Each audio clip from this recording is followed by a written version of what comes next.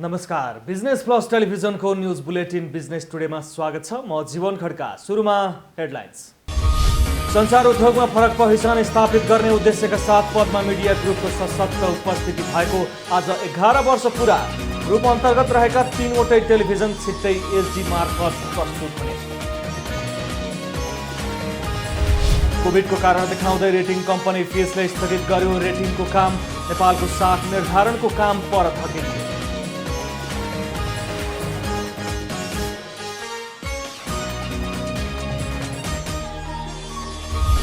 नेपाल उद्योग वाणिज्य महासंघभित्रै वैदेशिक रोजगार फोरम स्थापना गर्ने तयारी। वैदेशिक रोजगार व्यवस्थित बनाउने अध्यक्ष गोल्छाको भनाई।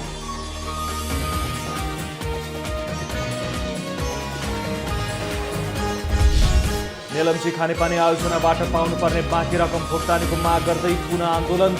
आन्दोलनको विकल्प नभएको मजदुरहरूको भनाई।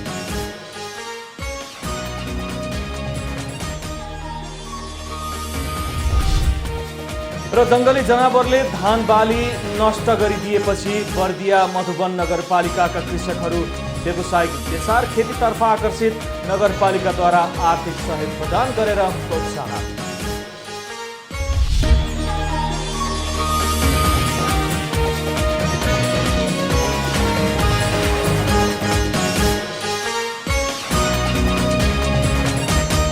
बिजनेस टुडेको सुरुमा पद्मा मिडिया ग्रुपको वार्षिक उत्सव सम्बन्धी समाचार। सत्य, तथ्य र निष्पक्ष समाचारको संवाहक सेतु बनेर पद्मा मिडिया ग्रुपले आज 11 वर्षको यात्रा पूरा गरेको छ। पद्मा मिडिया ग्रुपको छाताभित्र बिजनेस प्लस टेलिभिजन मार्फत मुलुकको समृद्धि, विकास र आर्थिक गतिविधिहरूमा खबरदारी, माउन्टेन टेलिभिजन मार्फत समाज र राजनीतिको चिरफार र भक्ति दर्शन टेलिभिजन मार्फत धार्मिक आध्यात्मिक चेतनाको ज्योति जगाउने प्रयास गरिरहेका छौँ। एक रिपोर्ट।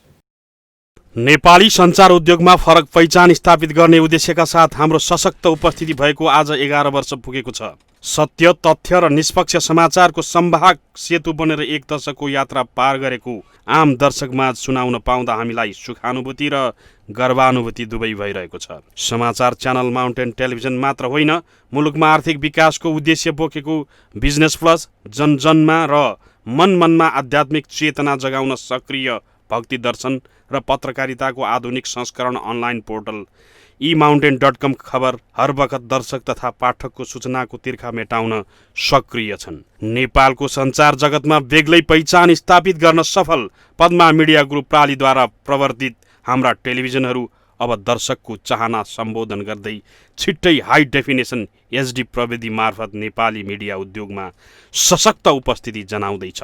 पद्मा मिडिया ग्रुपको छाताभित्र माउन्टेन टेलिभिजन मार्फत समाज र राजनीतिको चिरफार, बिजनेस प्लस टेलिभिजन मार्फत मुलुकको समृद्धि, विकास र आर्थिक गतिविधिहरूमा खबरदारी र भक्ति दर्शन टेलिभिजन मार्फत धार्मिक आध्यात्मिक चेतनाको ज्योति जगाउने काम हामीले गरिरहेका छौँ। त्यसैले त हामीले सगौरव भन्ने गरेका छौँ हाम्रो उपस्थिति मुलुकको सञ्चार उद्योगमा पृथक छ। हाम्रा सञ्चार गृहले राष्ट्रियता, सार्वभौमिकताको पहरेदारी गरिरहेका छन्। यस्तै लोकतान्त्रिक मूल्य मान्यतामा अडिग रहेर हामी नागरिक अधिकारप्रति सचेत छौँ। आर्थिक र सामाजिक रूपान्तरण मार्फत मुलुकलाई समृद्धिको दिशामा अगाडि बढाउने हाम्रा सन्दर्भ सामग्रीहरू केन्द्रित छन्। हाम्रा प्रस्तुतिहरूलाई आम दर्शकले दिनुभएको मायाले अझै ऊर्जाका साथ अघि बढ्न प्रोत्साहन गराएको छ। समाचारको क्षेत्रलाई पृथक बनाउने अभिप्रायले आजभन्दा 11 वर्ष अघि न्युज च्यानलको रूपमा माउन्टेन टेलिभिजनको स्थापना भएको हो। समाचारमा शुद्धता, हाम्रो प्रतिबद्धता र विकृति विसङ्गति विरुद्ध सशक्त प्रतिकार गर्दै अघि बढेको माउन्टेन टेलिभिजन वर्तमानमा सञ्चार उद्योगभित्र स्थापित टेलिभिजनको सूचीमा पर्न सफल भएको छ।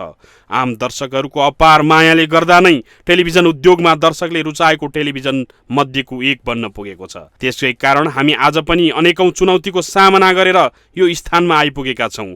सधैँ देश, जनता र राष्ट्रियताको पक्षमा डटेर लागिरहेको अवस्थामा हामी दर्शकको मन मस्तिष्कमा बसेर माया पाउन सफल भएको भएको हाम्रो विश्वास छ। हामीले गरेका कतिपय खबरदारीहरूकै कारण नीति निर्माण गर्ने तहमा झकझकाउने काम पनि भएको छ।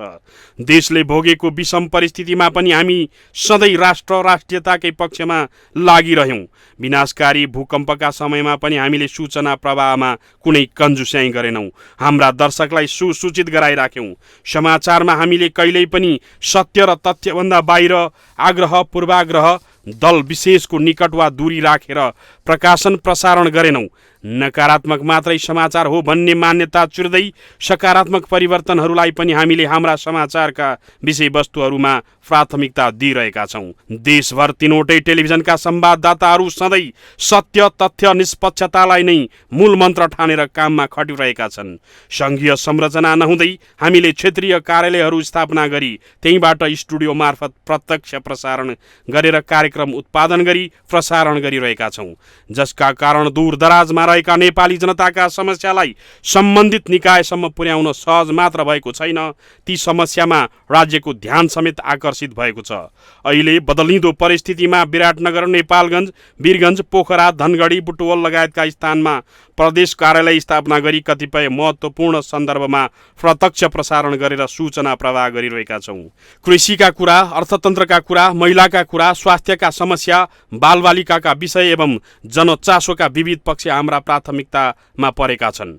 देशको बदलिँदो राजनीतिक परिवेशमा पनि हाम्रो टेलिभिजनले सधैँ जनतालाई केन्द्रबिन्दुमा राखेर समाचार एवं समाचारमूलक कार्यक्रम पस्कने गरेको छ। 2073 मङ्सिर 26 गते देशको आर्थिक समृद्धि र विकासलाई मूल मन्त्र मानेर बिजनेस प्लस टेलिभिजनको स्थापना भएको हो। नेपाल सहित पुरै विश्व कोरोना कहरमा हुँदा पनि हामीले हाम्रो अभियानलाई निरन्तर जारी राखेका छौँ। आगामी दिनमा पनि निरन्तर जारी राख्नेछौँ। सत्य, तथ्य र निष्पक्ष हाम्रो मूल मन्त्र हुनेछ। सञ्चार क्षेत्रमा फरक पहिचान लिएर आजभन्दा 11 वर्ष अघि 2067 साल मङ्सिर 26 गते स्थापना भएको पद्मा मिडिया ग्रुप अन्तर्गत उद्योग, व्यापार, पर्यटन, जलविद्युत, कृषि लगायत देशको अर्थतन्त्रका मेरुदण्डको प्रवर्धन र विकासमा टेवा पुगोस् भन्ने ध्येयले सुरु गरिएको बिजनेस प्लस टेलिभिजन शुक्रबार अर्थात् आज आफ्नो प्रसारणको 4 वर्ष पुरा भएको छ। देशको समग्र अर्थतन्त्रसँग सरकार राख्ने यावत विषयलाई यो प्रसारण संस्थाले आफ्ना समाचार र विश्लेषण सहितका कार्यक्रम बाहेक पनि यस क्षेत्रका विज्ञहरूलाई अर्थ राजनीति, बुल्स एन्ड बियर, बिजटक, अर्थविशेष, पाथफाइन्डर, बिजनेस प्लस स्पेशल जस्ता नियमित कार्यक्रमका माध्यमले अध्यावधिक गर्दै आएको छ। देशको समग्र अर्थतन्त्रमा सुधार ल्याउनका लागि सम्बन्धित विषय विज्ञहरूबाट समय समयमा चलाइने छलफलले नीति निर्माणमा सहयोग नै पुगेको हाम्रो दाबी रहेको छ। बिजनेस प्लस टेलिभिजनले बिना कुनै आग्रह वा पूर्वाग्रह देशको अर्थतन्त्रसँग प्रत्यक्ष सरोकार राख्ने विषयहरूमाथि स्वतन्त्र भएर यीसँग जोडिएका हरेक पक्षमाथि सूक्ष्म विश्लेषण समेत गर्दै आएको हाम्रा समस्त दर्शक, शुभचिन्तक तथा विज्ञापनदाताहरूमा ज्ञातै छ। यो बितेको 4 वर्षमा हामीले तपाईँहरूबाट पाएको न्यानो स्नेह आगामी दिनमा पनि प्राप्त हुँदै जानेछ भन्नेमा बिजनेस प्लस परिवार विश्वस्त छ। कोभिडको कारण देखाउँदै नेपालको क्रेडिट रेटिङ अर्थात् साख निर्धारणको काम हाललाई स्थगित गरिएको छ। 6 महिनाभित्रै क्रेडिट रेटिङको काम सिद्ध्याउने गरी सरकारबाट कामको जिम्मा पाएको अन्तर्राष्ट्रिय क्रेडिट रेटिङ कम्पनी फिचले मुलुकको कारण समग्र अर्थतन्त्र पहिलाको जस्तो सामान्य नभएकोले क्रेडिट रेटिङको कार्य स्थगन गरेको जनाएको छ। एक रिपोर्ट। कोभिडको कारण देखाउँदै नेपालको क्रेडिट रेटिङ अर्थात् साख निर्धारणको काम हाललाई स्थगित गरिएको छ। अर्थ मन्त्रालयका राजस्व सचिव रामशरण पुडासैनीको संयोजकतामा गठित रेटिङ ओभरसाइट कमिटीले विभिन्न छलफल अध्ययन गरेर गत वर्ष नै फिचलाई नेपालको रेटिङ गर्ने जिम्मा दिएको थियो। मूलत विदेशी लगानी भित्राउन सहज नभइरहेको वर्तमान स्थितिमा बाह्य लगानी भित्राउन पनि सहज हुने ठानेर देशको साख निर्धारण हुनुपर्ने सरकारवालाहरूको माग आउन थालेपछि सरकारले यो प्रथा सुरु गरेको हो।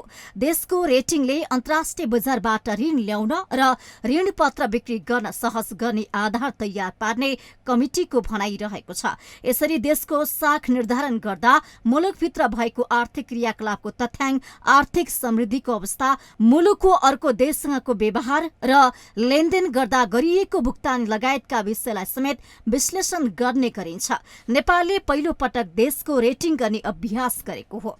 अन्तर्राष्ट्रिय स्तरमा सार्वभौम रेटिङले देशको वास्तविक अवस्थाको चित्रण गर्न सहयोग पुर्याउने विज्ञहरू बताउँछन्। यस्तो खाले रेटिङले मुलुकमा लगानी गर्दा जोखिम निर्धारण गर्छ, साथै यसले देशको साख निर्धारण गर्नुका साथै जोखिमको स्तर निर्धारण समेत गर्छ। नेपालमा पटक पटक लगानी सम्मेलन भए, हरेक सम्मेलनमा लगानी प्रतिबद्धताको ओइरो लागे पनि प्रतिबद्धता अनुसार लगानी भने भित्रिएन। गत आर्थिक वर्षमा भएको लगानी सम्मेलनमा विदेशी लगानीकर्ताहरूको मुख्य प्रश्न नै नेपालको रेटिङ खोइ भन्ने थियो। अन्तर्राष्ट्रिय स्तरमा मुडीज, फिच र स्ट्यान्डर्ड एन्ड पुअर्स रेटिङ एजेन्सीले मुलुकको साख निर्धारण गर्दै आएकोमा नेपालले तिनीहरू मध्येबाट फिच कम्पनीलाई छनौट गरेको थियो। राजस्व सचिव पुडासैनीको संयोजकत्वमा गठित रेटिङ कम्पनी छनौट कमिटिका सदस्यहरूमा राष्ट्र बैंकका डेपुटी गभर्नर शिवा कोठी, बीमा समितिका अध्यक्ष, धितो पत्र बोर्डका अध्यक्ष र केन्द्रीय तथ्याङ्क विभागका प्रमुख छन्। साथै परामर्शदाताका रूपमा स्ट्यान्डर्ड चार्टर बैंक सिङ्गापुर पनि रहेको छ। बिजनेस टुडेमा पालो भएको छ ब्रेकको।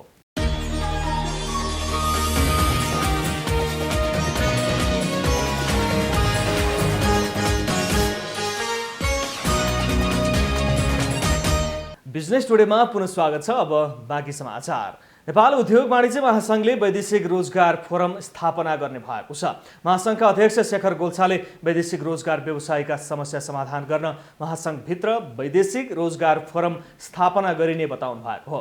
नेपाल वैदेशिक रोजगार व्यवसायी संघले महासंघका नवनिर्वाचित पदाधिकारीहरूलाई बधाई एवं शुभकामना दिन आयोजना गरेको कार्यक्रममा बोल्दै अध्यक्ष गोल्छाले यस्तो बताउनु भएको हो। महासंघभित्र स्थापना हुने फोरमले वैदेशिक रोजगार व्यवसायका समस्या समाधान गर्न सबै व्यवसायीसँग सहकार्य गर्ने बताउनु भयो। देशमा रिमिट्यान्स भित्राई अर्थतन्त्रलाई जोगाउन महत्त्वपूर्ण भूमिका खेल्ने वैदेशिक रोजगार व्यवसायीलाई थप सम्मानित र व्यवस्थित बनाउन आफूले महासंघबाट प्राथमिकताका साथ काम गर्ने पनि अध्यक्ष गोल्छाले बताउनु भएको छ।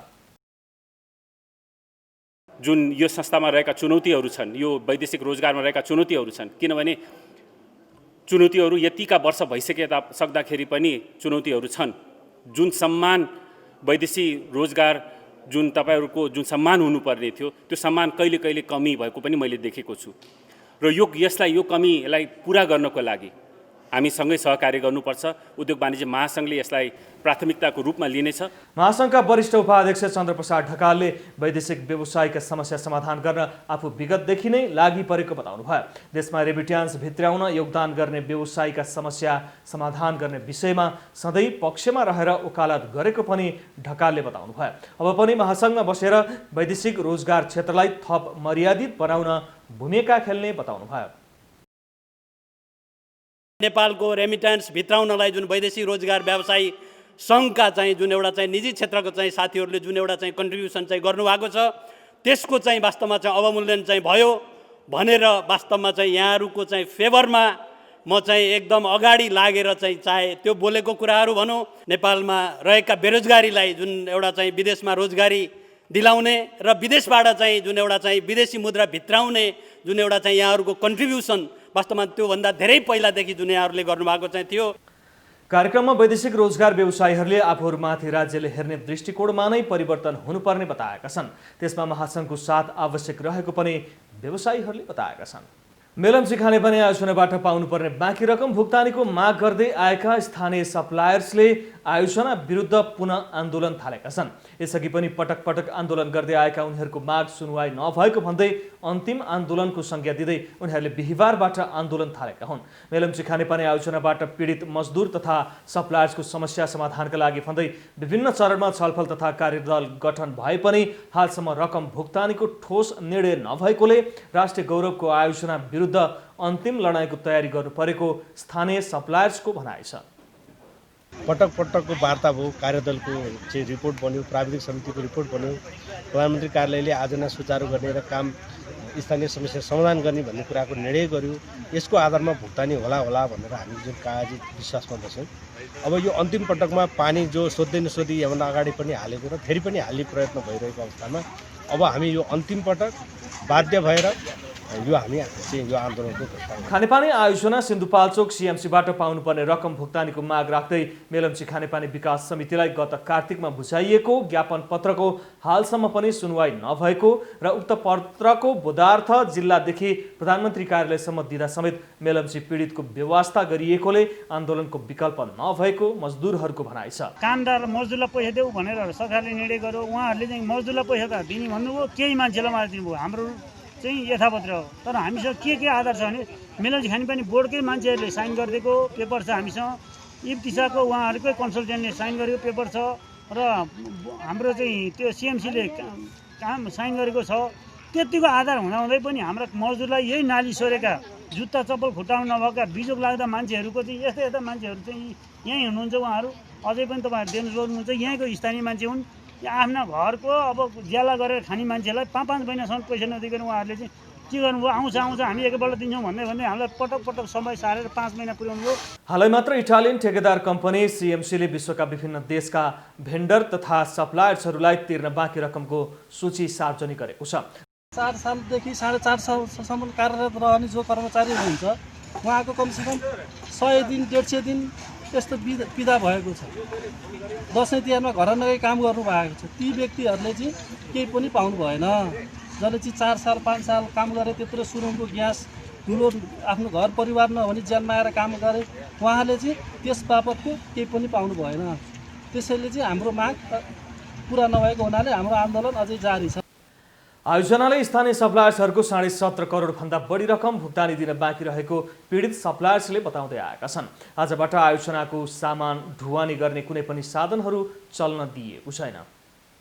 लामो समयदेखि अलपत्र पर्दै आएको राष्ट्रिय गौरवको आयोजना अन्तर्गतको हुलाकी लोकमार्गको काम अहिले तीव्र गतिमा अगाडि बढेको छ।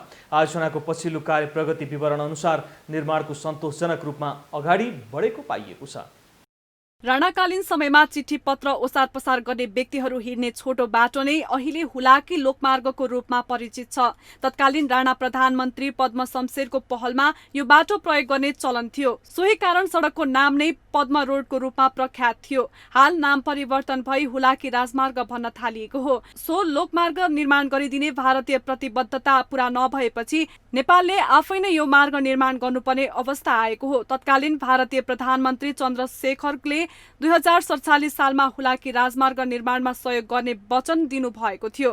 तर पछि भारतीय पक्षले आयोजनाबाट हात झिकेसँगै लोकमार्गको निर्माणको जिम्मेवारी नेपालकै काँधमा आइपरेको हो। भारतले बेवास्ता गरेसँगै अलपत्र परेको हुलाकी लोकमार्गलाई सरकारले राष्ट्रिय गौरवको आयोजना भन्दै आर्थिक वर्ष 2066-67 देखि सुरु गरेको थियो। 2069-80 सम्ममा सम्पन्न गर्ने सरकारी लक्ष्य रहे पनि यसको निर्माणको काम कछुवाको गतिमा मात्रै रहेको थियो।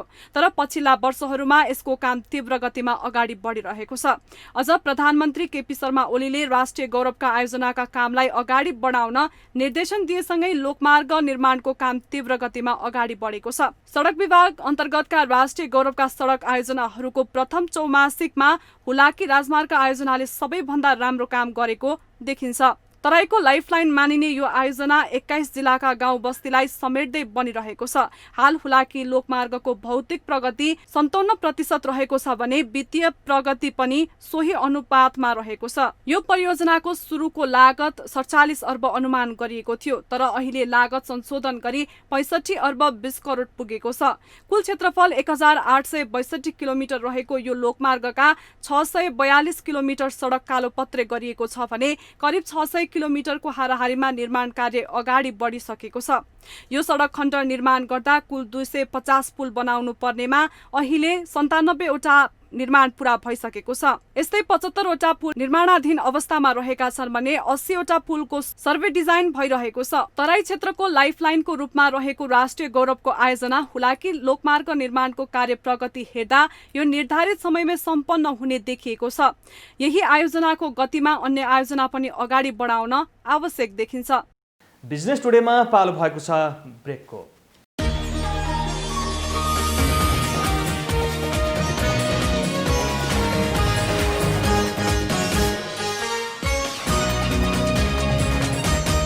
बिजनेस टुडेमा पुनः स्वागत छ। अब बाँकी समाचार। कोरोना महामारीका कारण स्वदेश फर्किएका पाल्पाका युवाहरूले आलु खेतीको सुरुवात गरेका छन्। वैदेशिक रोजगारीमा रहेका यी युवाहरूले स्थानीय सरकारको सहयोगमा सामूहिक आलु खेती गरेका हुन्। एक रिपोर्ट। रामपुर नगरको सहयोगमा 20 जना युवाहरूको संयुक्त लगानी र प्रयासमा झण्डै 100 रोपनी क्षेत्रफलमा युवाहरूले आलु खेती गर्न थालेका हुन्। यसअघि रामपुर क्षेत्रमा मात्र अन्यत्रबाट करिब 7 करोड रुपियाँको आलु आयात गरी खपत हुने गरेको थियो। रामपुरमा हुने आलु आयात प्रतिस्थापन हुने गरी काम अघि बढेको छ। यसका लागि कम क्षेत्रफलमा बढी उत्पादन लिन सकिने जनकदेव बिउ र उत्पादन लागत कम गर्न मेसिनको प्रयोगमा स्थानीय सरकार कृषि ज्ञान केन्द्रले सहयोग समेत गरेको छ। उत्पादित वस्तुको बजारीकरण भण्डारणका लागि स्थानीय सरकारले व्यवस्थापन गर्ने जिम्मेवारी लिएपछि करिब 100 कृषकहरू व्यावसायिक आलु खेतीमा लागि परेका छन्। स्थानीय तहमै रोजगारीको अवसर सृजना गर्ने उद्देश्यले व्यावसायिक आलु खेतीबाट सुरुवात गरेको स्थानीय युवा यमबहादुर भुजेलले बताउनुभयो।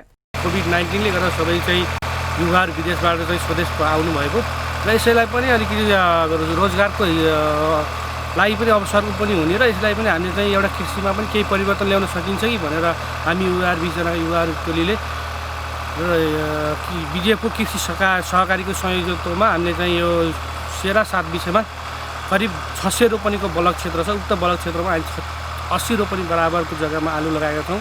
जापानबाट स्वदेश फर्किनु भएका युवा बद्री लम्सालका अनुसार विदेशको रोजगारी भन्दा स्वदेशको कृषि व्यवसाय नै राम्रो भएकोले व्यावसायिक कृषिको थालनी गरिएको हो। कृषिमा नै बढी प्राथमिकता दिउँ भन्ने सबैको सल्लाह बमोजिम।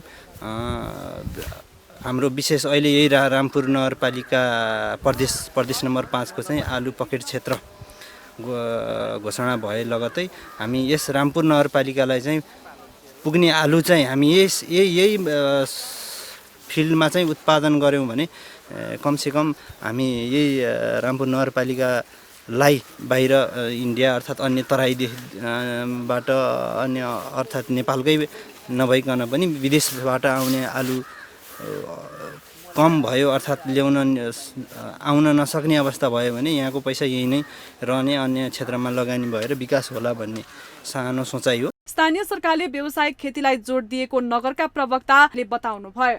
नगरपालिकाको 1 वार्ड 1 उत्पादन अन्तर्गत यो वार्ड नम्बर 6 को 1200 रोपन जग्गामा हामीले आलु खेती गरिरहेका छौँ।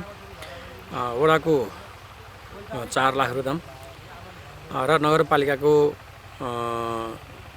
अन्य रकम नगरपालिकाको सहयोगमा र ज्ञान केन्द्र पाल्पाको सहयोगमा यहाँ आलु पलक परेको छ र हामीले झन्डै यस वर्ष 11 देखि 12 लाख किलो उत्पादन गर्ने लक्ष्यका साथ 1100 बोरा हामीले आलु वितरण गरेका छौँ।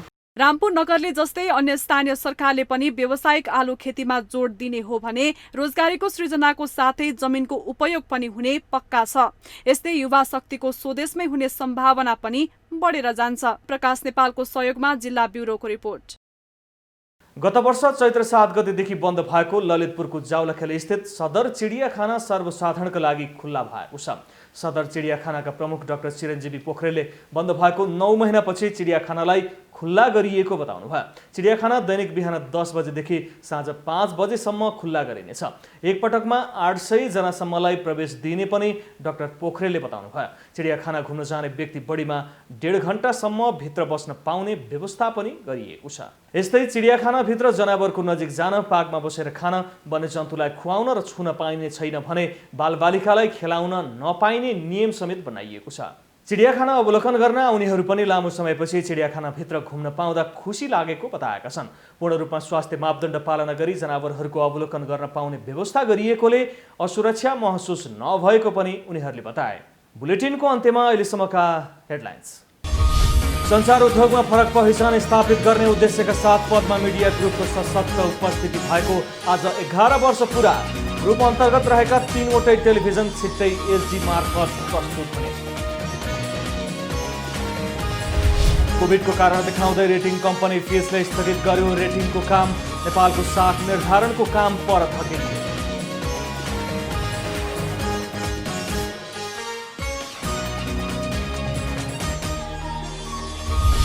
नेपाल उद्योग वाणिज्य महासंघभित्रै वैदेशिक रोजगार फोरम स्थापना गर्ने तयारी। वैदेशिक रोजगार व्यवस्थित बनाउने अध्यक्ष गोल्छाको भनाइ।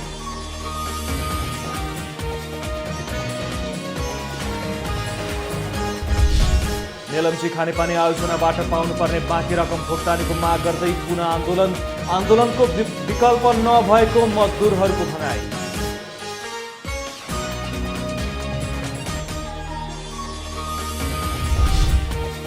र जंगली जनावरले धान बाली नष्ट गरिदिएपछि बर्दिया मधुवन नगरपालिकाका कृषकहरू व्यावसायिक बेसार खेतीतर्फ आकर्षित, नगरपालिकाद्वारा आर्थिक सहयोग प्रदान गरेर प्रोत्साहन।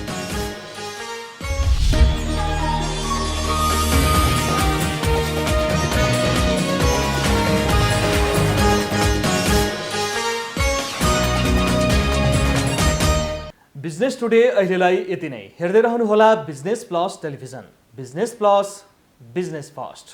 नमस्ते।